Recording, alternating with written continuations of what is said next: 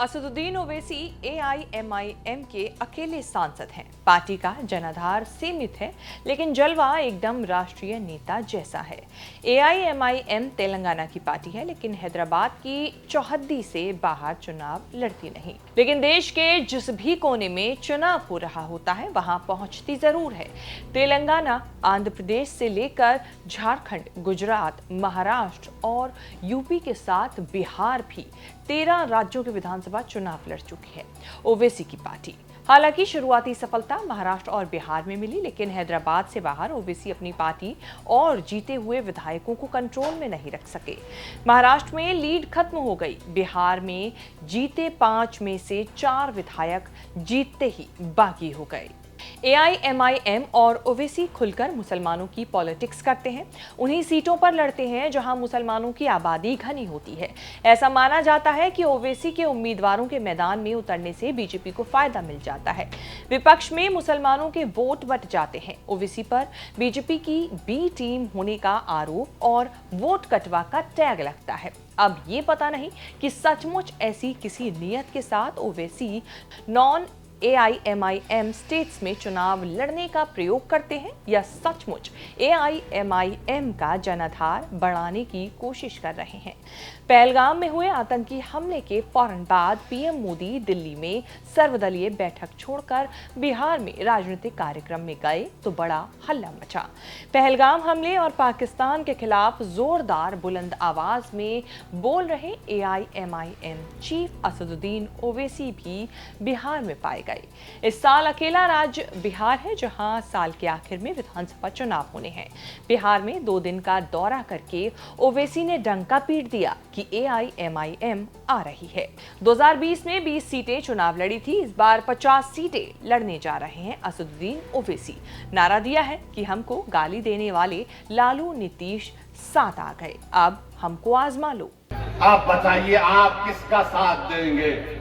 जिसको आपने 15 साल आजमा लिया, जिसको आपने 20 साल देख लिया और हमको गाली देते थे। 2 मर्तबा लालू नीतीश आए और कहा कि ओवैसी को रोको वरना भाजपा आ जाएगी, और आप बेचारे मासूम इनकी बातों में आ गए। आपने उनको वोट दिया, मगर फिर वो लड़ लिए। फिर ऐसा लड़ लिए कि पीछे भाजपा आ गई। तो जिम्मेदार हम नहीं है अगर बिहार में बीजेपी है, जिम्मेदार लालू है और नीतीश कुमार। ओवैसी जिस किस्म की राजनीति करते हैं उसके लिए बिहार फर्टाइल लैंड की तरह है। करीब 10 करोड़ आबादी वाले बिहार में करीब 1 करोड़ 76 लाख मुसलमान हैं, जिनका परसेंटेज बनता है करीब 17। अररिया, पूर्णिया, किशनगंज यानी बिहार का सीमांचल में मुसलमानों की घनी आबादी है। यही बेल्ट एआईएमआईएम का फोकस एरिया रहा है। इस बार बिहार के नए गेम में नए प्लान के साथ ओवैसी बिहार पहुंचे हैं। सीमांचल के साथ मिथिलांचल और चंपारण भी रडार पर है। ओवैसी ने किशनगंज में रैली की, दरभंगा में कार्यकर्ताओं से मिले, फिर मोतिहारी में रैली की और गोपालगंज में नेताओं और कार्यकर्ताओं से मीटिंग की। प्लान में नया यह है कि पूरी तरह मुसलमानों पर निर्भर नहीं है। बिहार पहुंचे तो तिरंगे वाले रंग वाला साफा पहने हुए थे। पूरा मंच तिरंगे के रंग में रंगा था। पोडियम पर आतंकवाद के खिलाफ ओवैसी के जिहाद का पोस्टर लगा था। किशनगंज की ढाका सीट पर जिस उम्मीदवार का ऐलान किया है वो हिंदू है। पूरे 5 साल के लिए बीजेपी के, नीतीश की और राजद की बत्ती दूर करना पड़ेगा। आप करेंगे ना? जज्बात में आके हाथ तो नहीं उठा रहे। अगर आप वादा कर रहे हैं बत्ती गुल करेंगे इन लोगों की, तो मैं ढाका की जनता को खुशखबरी दे रहा हूं कि हमने हमारे भाई राणा रंजीत को यहां से अपना उम्मीदवार बनाने का ऐलान किया। तो अब आपकी जिम्मेदारी है मेरे भाई कि आप राणा रंजीत को यहां से अपना नया विधायक बनाएंगे इंशाअल्लाह ताला। बहादुरगंज से तौसीफ आलम को इंशाअल्लाह बनाएंगे और अख्तरुल ईमान को कामयाब करेंगे अपनी विधानसभा से। अब याद रखिए कि एक अख्तरुल ईमान विधानसभा में जाती है,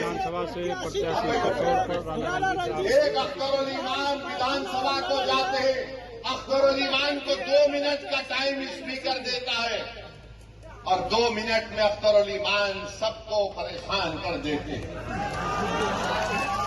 तो इंशाअल्लाह ताला अगर हम मुत्तहिदा तौर पर अपने वोट का इस्तेमाल करेंगे तो अख्तर अली मान का बाजू नहीं बल्कि बिहार के गरीब और मजलूम अवाम का बाजू।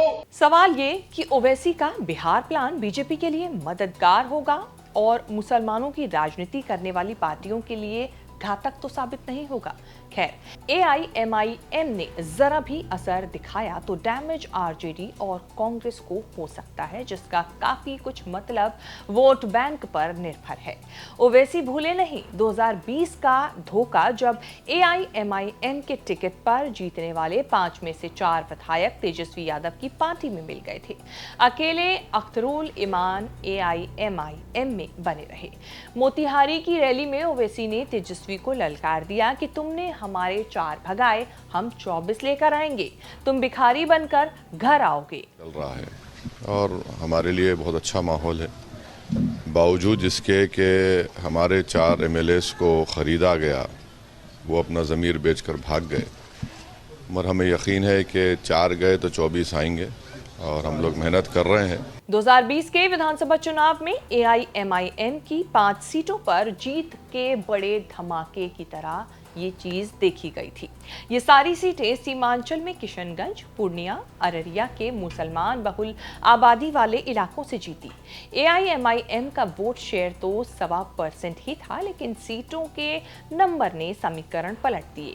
कहा जाता है कि AIMIM के डैमेज से आरजेडी की 5 सीटें कम हुई और तेजस्वी CM बनते बनते रह गए। हालांकि बाद में AIMIM के टूटने से फायदा आरजेडी को ही हुआ, लेकिन सत्ता फिर भी नहीं मिली।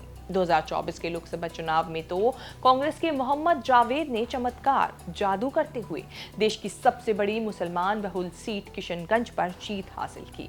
बिहार में ऐसा माना जाता है कि बीजेपी के साथ रहने पर जेडीयू को मुसलमानों के वोट नहीं मिलते। अब तो बिहार ही नहीं, देश की राजनीति में नया वक्फ कानून भी एक फैक्टर है, जिसका समर्थन नीतीश कुमार ने बीजेपी के साथ रहने के एवज में किया है।